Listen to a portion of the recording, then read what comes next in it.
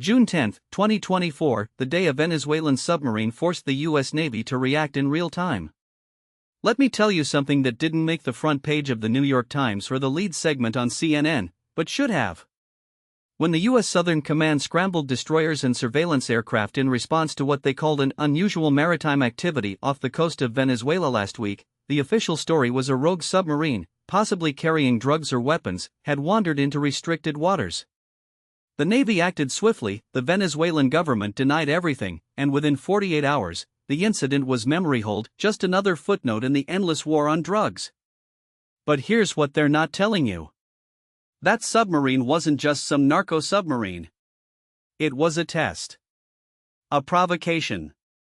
A deliberate move in a much larger game, one where the rules are being rewritten in real time, and where the United States is no longer the only player with a hand on the board. I've spent the last 3 decades studying these kinds of incidents, from the Cuban Missile Crisis to the South China Sea standoffs, and let me be, what happened last week wasn't an anomaly. It was a warning. If you think this is just about Venezuela, you're missing the forest for the trees. This is about the unraveling of American hegemony, the rise of a multipolar world, and the dangerous miscalculations that happen when a superpower refuses to accept that its dominance is no longer guaranteed. And if we don't start paying attention, we're going to wake up one day to a crisis that makes this look like a minor skirmish. The official what they want you to believe. On June 7, the U.S. Navy's 4th Fleet detected an unidentified submerged contact operating in international waters near the Venezuelan coast. Within hours, the USS Nitsa, a guided missile destroyer, was on station, along with P-8 Poseidon surveillance aircraft and a fleet of drones. The Pentagon's initial statement was cautious, but we are monitoring a potential illicit maritime activity that poses a threat to regional security. The implication was clear: this was another narco submarine, one of the homemade, semi-submersible vessels that drug cartels have been using for years to smuggle cocaine into the U.S. The Venezuelan government, predictably, denied any involvement. Foreign Minister Yvonne Gill called the U.S. claims baseless provocations and accused Washington of manufacturing crises to justify military intervention. The media, for its part, ran with the drug smuggling angle. Reuters cited anonymous U.S. officials who claimed the sub was likely bound for Central America, while the Washington Post framed it as another example of Venezuela's criminal state undermining regional stability. At first glance, it all makes sense. Venezuela is a failed state, its economy in ruins, its government a pariah in the Western Hemisphere. The country has been a hub for drug trafficking for years, with the DEA accusing high-ranking officials, including President Nicolas Maduro, of being directly involved in the cocaine trade. The U.S. has sanctions in place, indictments unsealed, and a long history of treating Venezuela as a rogue actor. So when a submarine pops up near its coast, the default assumption is that it's another cog in the drug machine. But there's a problem with this narrative. A big one. Deconstructing the what they're not telling you. Let's start with the basics. Narco submarines are real, they've been around since the 1990s, and the U.S. Coast Guard intercepts a few every year. But here's they're not actual submarines. They're semi-submersibles, low-profile vessels that ride just below the waterline to avoid radar. They're slow, crudely built, and have a range of maybe 1,500 nautical miles at best. The one detected last week? It wasn't a semi-submersible. It was a full submarine, something with the capability to dive, maneuver, and evade detection for extended periods. Now, Venezuela does have submarines. 2 of them, to be exact, both diesel-electric Sapahan-class boats purchased from Russia in the early 2000s. They're old, they're noisy, and they're not exactly stealthy. But they are submarines. And here's where the story gets interesting. First, the timing. This incident didn't happen in a vacuum. It came just days after the U.S. and Venezuela held secret talks in Mexico City, negotiations that reportedly included discussions on easing sanctions in exchange for electoral concessions. It also followed a series of high-level meetings between Venezuelan and Russian officials, including a visit by Russian Deputy Foreign Minister Sergei Ryabkov to Caracas in late May. And it coincided with China's announcement that it was extending its military cooperation with Venezuela, including joint naval exercises. Second, the location. The submarine wasn't detected near the Colombian coast, where most narco subs operate. It was spotted north of Margarita Island, in waters that are strategically significant for two. They're close to the U.S. naval base at Guantanamo Bay, and they sit along a key maritime choke point for global oil shipments. If you were going to test the U.S. Navy's response times, this would be the place to do it. Third, the reaction. The U.S. didn't just send a Coast Guard cutter to investigate. It deployed a destroyer, a P-8 Poseidon, one of the most advanced maritime patrol aircraft in the world, and a swarm of drones. That's not how you respond to a drug smuggling vessel. That's how you respond to a military threat. So what was really going on? Let me lay out the possibilities. This was a Russian or Chinese submarine operating under Venezuelan cover. Both countries have been extending their naval presence in the Caribbean, and both have the capability to deploy submarines far from home. Russia, in particular, has been testing U.S. defenses in the region for years. Remember the Yentar, the oceanographic research vessel that turned out to be a spy ship mapping undersea cables near Florida? A submarine would be the next logical step. This was a Venezuelan operation, but not for drug smuggling. The Maduro regime has been desperate to show it can still project power, and a submarine deployment, even a symbolic one, would be a way to signal to Washington that Venezuela isn't as weak as it seems. It would also be a way to test U.S. reaction times, gathering intelligence on how quickly the Navy can respond to an underwater threat. This was a joint operation. Venezuela provides the cover, Russia or China provides the hardware, and the goal is to probe U.S. defenses without triggering a full-blown crisis. Think of it as a modern-day version of the Cuban Missile Crisis, but with submarines instead of ballistic missiles. Now, I can't prove which of these is true. But here's what I can tell: the data doesn't support the drug smuggling story. And if you look at the broader geopolitical context, it becomes clear that this wasn't just another narco sub. It was a message. The broader geopolitical, the new Cold War in the Caribbean. Let's out for a moment. What we're seeing in Venezuela isn't just about Venezuela. It's about the larger struggle for global dominance, a struggle that's playing out in real time, with the United States, Russia, and China each trying to shape the world in their image. For the last 30 years, the U.S. has operated under the assumption of unipolarity, that it is the sole superpower, and that no other country can challenge its dominance. That assumption is now being tested. Russia, despite its economic struggles, has proven it can project power far beyond its borders, from Syria to the Sahel to the Arctic. China, meanwhile, is building a blue water navy, extending its global infrastructure projects, and positioning itself as the leader of the global south. The Caribbean is the latest battleground in this contest. For decades, the U.S. treated the region as its backyard, a sphere of influence where it could intervene at will, whether in Grenada in 1983 or AMA in 1989. But that's changing. Russia and China have both made inroads in the region, offering economic aid, military cooperation, and most importantly, an alternative to U.S. hegemony. Venezuela is the linchpin of this strategy. It's the most anti-American government in the hemisphere, it sits on the world's largest oil reserves, and it's desperate for allies. Russia and China have both stepped in to fill the void, providing loans, weapons, and diplomatic cover. In return, they get a foothold in the Western Hemisphere, a place where they can challenge U.S. dominance without having to fight a war in their own backyard. This is where the submarine incident fits in. If Russia or China can operate submarines in the Caribbean, it forces the U.S. to divert resources from other theaters, whether the South China Sea, the Baltic, or the Middle East. It also sends a message to other countries in the if you want to resist U.S. pressure, you have options. Now, I'm not saying we're on the brink of World War III. But I am saying that we're in a new era of great power competition, and the rules of the game have changed. The U.S. can no longer assume that its military dominance will go unchallenged. And if it keeps treating every provocation as a one-off incident rather than part of a larger strategy, it's going to find itself outmaneuvered.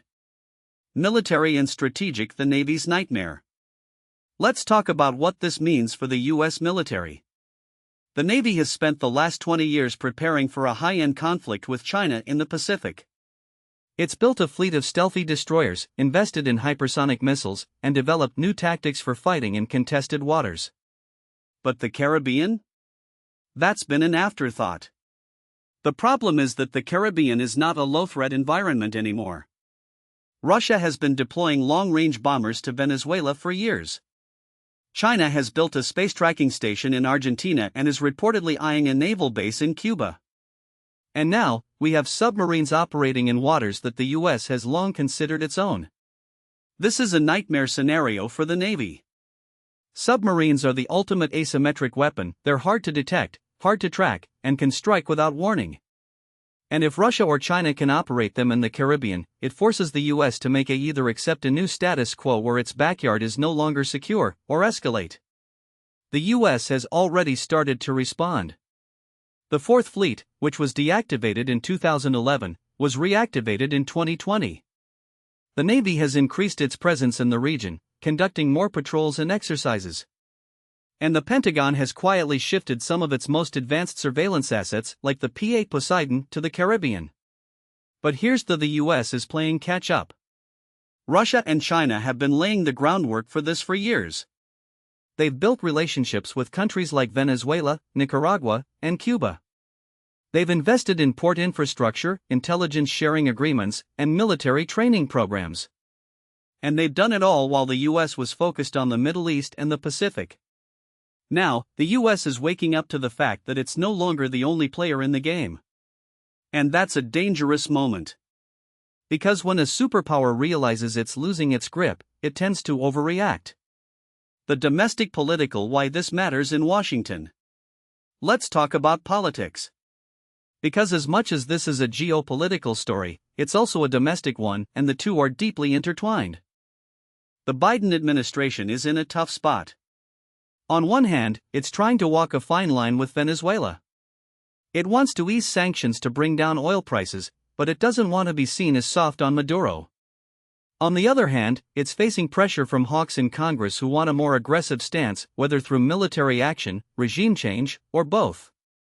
The submarine incident plays right into this dynamic. For the hawks, it's proof that Venezuela is a threat that needs to be dealt with. For the doves, it's a reminder that diplomacy is the only way to avoid a crisis. And for the administration, it's a headache, a distraction from its broader foreign policy agenda. But here's where it gets interesting. The 2024 election is looming, and Venezuela is a swing state issue.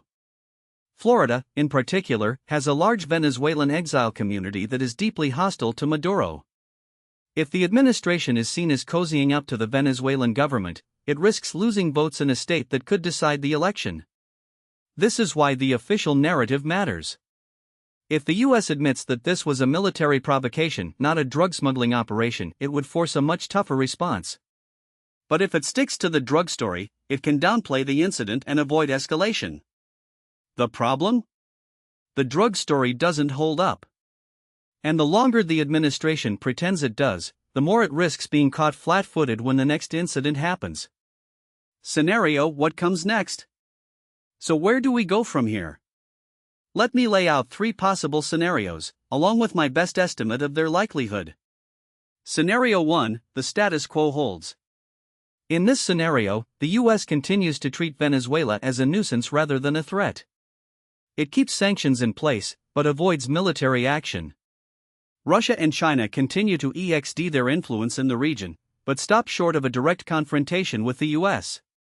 The submarine incident fades from memory, and the Caribbean remains a secondary theater. This is the most likely outcome in the short term.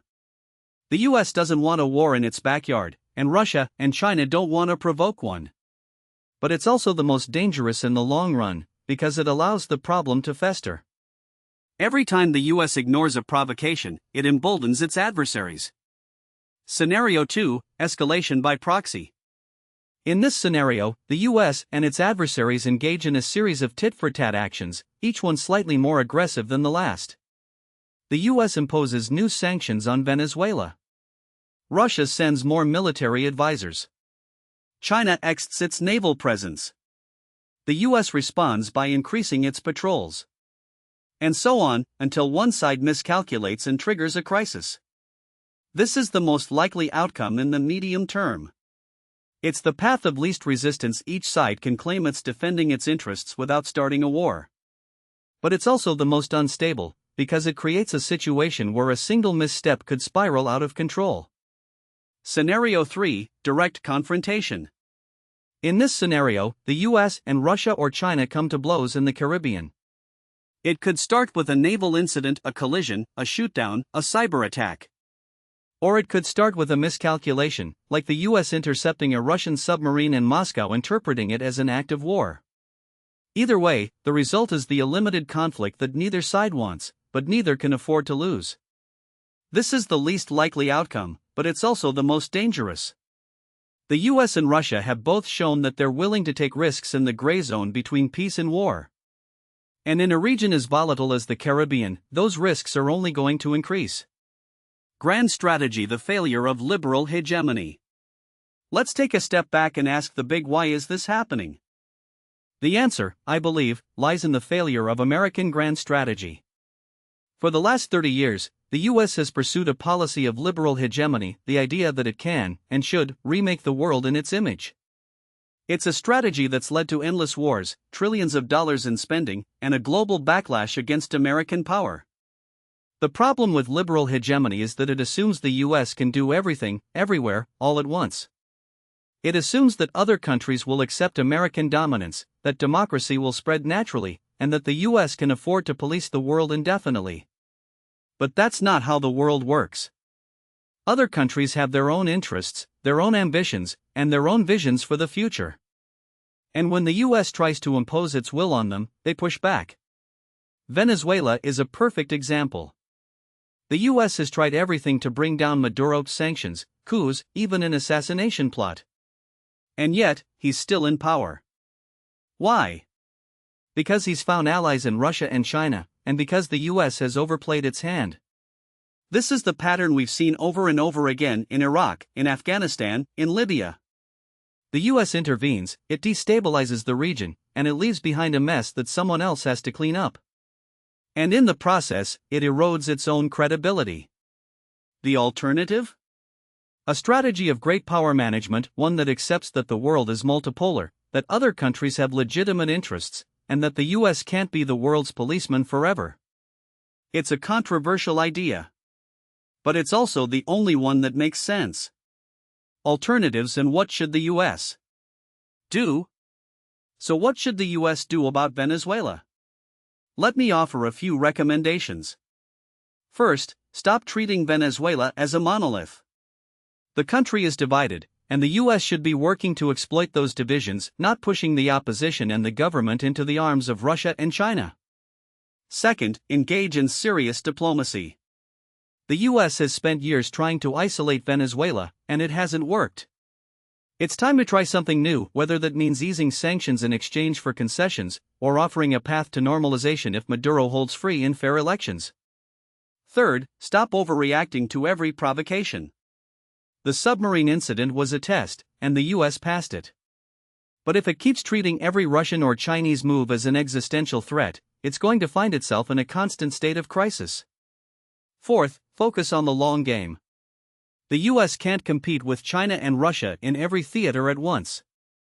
It needs to pick its battles, and the Caribbean, while important, isn't the most critical one. Finally, the US needs to recognize that its military dominance is no longer the unquestioned fact it once was. The submarine incident near Venezuela wasn't just a test of American resolve, it was a demonstration of how quickly the balance of power in the Western Hemisphere is shifting. And if Washington doesn't adjust its strategy, it's going to find itself outmaneuvered in its own backyard. Now, what most people don't realize is that this isn't just about Venezuela. It's about the broader contest for influence in Latin America, a region that the US has long taken for granted. For decades, the Monroe Doctrine was the unspoken rule of the hemisphere. Europeans and other great powers were supposed to stay out, and the US would handle the rest. But that world is gone. Today, Russia and China are not just present in Latin America, they're actively reshaping its geopolitical landscape. Let me explain why this matters. Russia's involvement in Venezuela isn't just about propping up Maduro, it's about establishing a military foothold in the Caribbean. In 2018, Russia sent 2 nuclear-capable Tu-160 bombers to Venezuela, a move that sent shockwaves through Washington. Then, in 2019, Russia deployed a contingent of military advisors and Wagner Group mercenaries to support Maduro's regime. And in 2022, Venezuela and Russia signed a new military cooperation agreement, including joint naval exercises. These aren't isolated incidents. They're part of a deliberate strategy to challenge U.S. dominance in the region. China, meanwhile, has been playing a longer game. Over the past 2 decades, Beijing has become Venezuela's largest creditor, lending the country over $60 billion, most of which Caracas has defaulted on. But China isn't just a banker, it's also a strategic partner. In 2020, China and Venezuela signed a 25-year cooperation plan covering everything from energy to telecommunications. And in 2023, China's state-owned oil company, CNPC, took over operations at Venezuela's largest refinery, further entrenching Beijing's economic influence. Here's the uncomfortable: the US has been so focused on the Middle East and Asia that it's allowed its own neighborhood to become a battleground for great power competition. And now, it's scrambling to catch up. The military implications of this shift are profound. For the first time since the Cold War, the US is facing a scenario where its adversaries have the capability and the will to project power into the Western Hemisphere. The submarine incident near Venezuela is just the latest example. But it's not the only one. In 2021, Russia and Nicaragua signed a deal allowing Russian warships to dock in Nicaraguan ports. In 2022, China and Argentina announced plans to build a space monitoring station in Patagonia, raising concerns about dual-use technology. And in 2023, Cuba and China held their first-ever joint military exercises. What does this mean for the U.S.? It means that the Pentagon can no longer assume that the Caribbean and the Gulf of Mexico are American lakes. It means that the U.S. Southern Command, which has long been treated as a backwater compared to CENTCOM or INDOPACOM, is suddenly on the front lines of a new Cold War. And it means that the U.S. Navy, which has spent decades preparing for a conflict in the South China Sea, now has to contend with the very real possibility of a Russian or Chinese naval presence just a few hundred miles from Florida. Let's be this isn't about some far-fetched scenario where Russia or China invades the US. That's not going to happen. But it is about a slow, steady erosion of American influence, a process that, if left unchecked, could leave the US in a position where it can no longer dictate the terms of engagement in its own hemisphere. So what should the US do? First, it needs to recognize that military power alone won't solve this problem. The US can't bomb its way to influence in Latin America, not when Russia and China are offering something the US has long denied the respect. That means engaging with Latin American countries on their own terms, not just as pawns in a great power game. It means offering real economic alternatives to Chinese loans and Russian arms deals. And it means accepting that some countries, like Venezuela, Nicaragua, and Cuba, will continue to align with Washington's adversaries, whether the US likes it or not. Second, the US needs to rebuild its diplomatic and economic toolkit. Sanctions have failed in Venezuela. They've failed in Cuba. And they're failing in Nicaragua. Instead of doubling down on a strategy that hasn't worked in decades, the US should be looking for creative ways to engage, whether that means targeted sanctions relief, investment in regional infrastructure, or even direct negotiations with adversaries.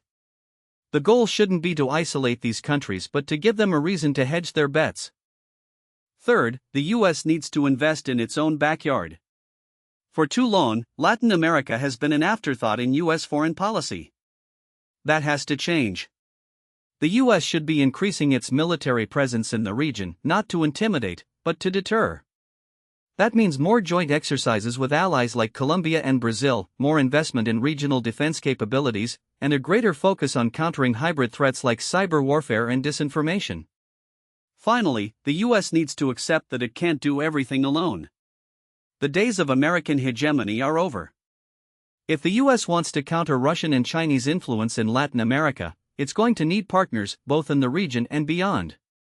That means working with Europe, Canada, and even countries like India and Japan to offer Latin American nations real alternatives to Moscow and Beijing.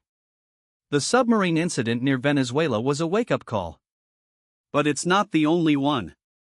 The question now is whether the US will heed the warning or whether it will keep sleepwalking into a future where its own hemisphere is no longer its to control. The choice is Washington's. But time is running out. Now, what most people don't realize is that this submarine incident wasn't just a military blip, it was a symptom of a much deeper domestic crisis in Venezuela, one that's been simmering for years and is now reaching a boiling point. The Maduro government's decision to deploy a submarine, whether for training, posturing, or something more covert, wasn't just about flexing muscles in the Caribbean. It was a calculated move to distract from the country's unraveling at home. And if we're being honest, it worked, at least for a little while. The international headlines shifted from Venezuela's hyperinflation, its collapsing oil industry, and the mass exodus of over 7 million refugees to a story about naval brinkmanship. That's not an accident. That's regime survival 101. Let me explain why this matters. Venezuela's domestic situation is a powder keg, and the Maduro government knows it. The economy is in shambles. GDP has contracted by more than 75% since 2013, according to the IMF. Oil production, which once accounted for 95% of the country's export revenue, has plummeted from 3.5 million barrels per day in the late 1990s to barely 700,000 today. The bolivar is so worthless that people weigh stacks of cash instead of counting it. And yet, despite all this, Maduro remains in power. How? Because he's mastered the art of political triage, using external threats to justify internal repression, and using internal repression to silence dissent before it can coalesce into a real challenge. Here's the uncomfortable: Maduro's grip on power isn't just about brute force, though there's plenty of that. It's about fragmentation. The opposition is divided, exhausted, and increasingly disillusioned. Juan Guaidó, the self-proclaimed interim president recognized by the US and dozens of other countries, is now a spent force. His approval ratings have collapsed, and his international backers have moved on. The opposition's latest attempt at unity, the so-called Unidad platform, is a mess of infighting and competing egos. Meanwhile, the government has co-opted or crushed every major opposition figure who might have posed a threat. Leopoldo López is under house arrest, Maria Corina Machado was banned from running for office, and Enrique Capriles has been sidelined. The message is: if you challenge Maduro, you'll be broken. But here's where it gets interesting. The submarine incident didn't just distract from economic misery, it also revealed the regime's growing paranoia. The fact that Maduro felt the need to deploy a submarine at all suggests he's worried about something. And he should be. The Venezuelan military, long the backbone of his rule, is showing cracks. There have been at least 15 reported coup attempts or military rebellions since 2019, including the bizarre Operation Gideon in 2020, when a ragtag group of mercenaries, some of them former US soldiers, tried to infiltrate Venezuela and capture Maduro. The plot was amateurish, but it spooked the regime enough to trigger a wave of purges within the armed forces. Since then, Maduro has relied increasingly on Cuban intelligence, Russian Wagner Group contractors, and Iranian-backed militias to prop up his security apparatus. That's not a sign of strength. That's a sign of desperation. Now, let's talk about the scenarios. There are 3 broad paths Venezuela could take in the next 12 to 18 months, and none of them are pretty. The first is the muddling through scenario. In this version, Maduro survives, but Venezuela becomes a zombie state, neither fully collapsed nor fully functional. The economy continues to atrophy, but the regime keeps a lid on dissent through a mix of repression, co-optation, and external distractions. The US and Europe might ease some sanctions in exchange for token concessions, maybe a few political prisoners released, maybe a slightly freer election, but nothing that fundamentally changes the balance of power. This is the most likely outcome, and it's the one the Maduro government is betting on. It's also the one that keeps the region on edge, because a zombie Venezuela is a Venezuela that keeps exporting instability, refugees, crime, and geopolitical headaches. The second scenario is the implosion. This is where the regime's internal contradictions finally catch up with it. Maybe the military fractures, with mid-level officers turning against the high command. Maybe a new wave of protests erupts, this time with enough momentum to overwhelm the security forces. Maybe the economy collapses so completely that even the regime's cronies start defecting. This is the scenario that keeps US policymakers up at night, because an imploding Venezuela would be a humanitarian catastrophe on a scale we haven't seen in the Western Hemisphere since the fall of the Soviet Union. We're talking millions more refugees, potential civil conflict, and a power vacuum that could be filled by criminal syndicates, foreign mercenaries, or even a new generation of authoritarian strongmen. The problem is, no one, not the US, not the EU, not even Venezuela's neighbors, has a plan for what comes in, and that's a recipe for chaos. The third scenario is the managed transition. This is the least likely, but it's the one that offers the best chance for long-term stability. In this version, the US and its allies finally abandon the fantasy of regime change through sanctions and instead push for a negotiated exit for Maduro, one that includes amnesty for key figures, a transitional government, and a path to free and fair elections. This is what happened in South Africa after apartheid, in Chile after Pinochet, and in Colombia after the FARC peace deal. It's messy, it's imperfect, and it requires concessions that are politically toxic for all sides. But it's also the only way to avoid the other two scenarios. The question is whether anyone has the stomach for it.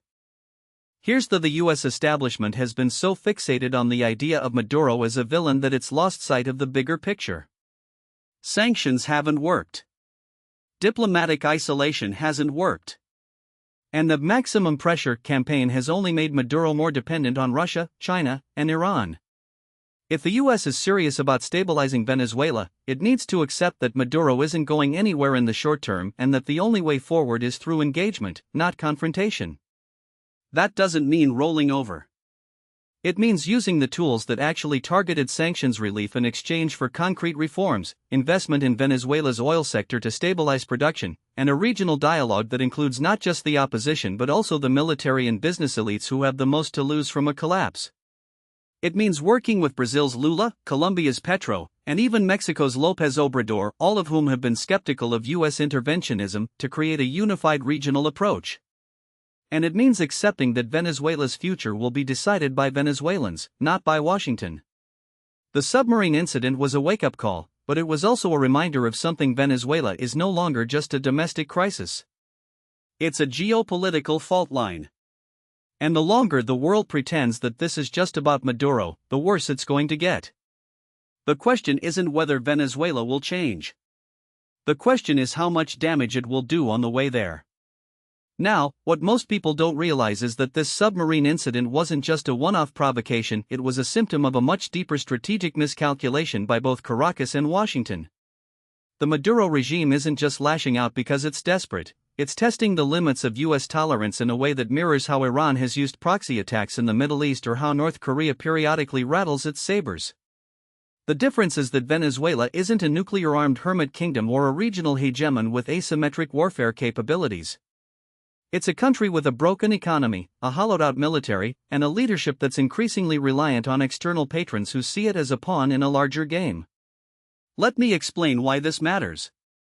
The submarine incident didn't happen in a vacuum. It came just weeks after the US Treasury Department quietly loosened some sanctions on Venezuela's oil sector in October 2023, a move that was framed as a humanitarian gesture but was really an acknowledgement that the previous policy had failed. The problem is that Washington's approach to Venezuela has always been reactive, not strategic. One day it's maximum pressure, the next it's targeted engagement, and the day after that it's back to saber rattling. This inconsistency isn't just confusing, it's dangerous. It sends mixed signals to Maduro, who interprets every olive branch as weakness and every threat as bluster. And it leaves regional allies like Colombia and Brazil scratching their heads, wondering whether they should follow Washington's lead or chart their own course. Here's the uncomfortable: Venezuela's crisis isn't just about Maduro, and it's not just about oil. It's about the unraveling of the post-Cold War order in Latin America. For decades, the US treated the region as its backyard, intervening when it saw fit and ignoring it when it didn't. But that era is over. China is now the largest trading partner for most of South America, Russia is making inroads with military cooperation deals, and Iran is using Venezuela as a staging ground for its own regional ambitions. The US can no longer assume that Latin America will automatically fall in line with its priorities, and yet, that's exactly what Washington's Venezuela policy still assumes. So what are the alternatives? Let's start with the worst case: a full-blown collapse. If the US doubles down on sanctions and isolation, Venezuela's economy could implode, triggering a refugee crisis that makes Syria's look manageable by comparison. We're talking about millions more people flooding into Colombia, Brazil, and the Caribbean, destabilizing governments that are already struggling with their own domestic challenges. And if Maduro falls in a chaotic coup or civil conflict, the power vacuum could be filled by criminal syndicates, rogue military factions, or even foreign mercenaries, think Wagner Group in Africa, but with easier access to U.S. shores. The second alternative is what I'll call the managed decline approach. This is the path the U.S. is currently on, whether it admits it or not. It involves keeping Maduro in power but containing the fallout, allowing limited oil exports to stabilize the economy, turning a blind eye to corruption and human rights abuses, and hoping that time will eventually erode his support. The problem with this approach is that it's morally bankrupt and strategically short-sighted. It rewards bad behavior, emboldens other authoritarian regimes, and does nothing to address the underlying structural issues that led to Venezuela's collapse in the first place. It's the diplomatic equivalent of putting a band-aid on a gunshot wound. That leaves us with the third, a grand bargain. This is the path I've been advocating for, and it's the only one that offers a realistic chance of long-term stability. The outlines of this deal are the U.S. and its allies offer sanctions relief, investment in Venezuela's oil sector, and a path to reintegration into the global economy. In return, Maduro agrees to a transitional government, free and fair elections, and a commitment to demilitarize the economy. The key here is sequencing. You don't lift sanctions all at once, you do it in phases, tied to concrete reforms. And you don't just negotiate with the opposition, you bring in the military, the business elites, and even the Chavista hardliners who have the most to lose from a collapse. Now, I can already hear the objections. Maduro will never agree to this. The opposition will never accept amnesty. The U.S. Congress will never go along. And you know what? They're probably right. But here's the alternatives are worse. The status quo is unsustainable, and the other options lead to chaos. The question isn't whether a grand bargain is perfect, it's whether it's better than the other choices on the table. Let me give you a historical parallel. In the 1980s, South Africa was a pariah state, isolated by sanctions and on the brink of civil war. The U.S. and its allies could have doubled down on pressure, but instead, they chose engagement. They worked with Nelson Mandela, the African National Congress, and even the apartheid government to negotiate a transition. It wasn't pretty. There were setbacks, betrayals, and moments when it looked like the whole thing would collapse. But in the end, it worked.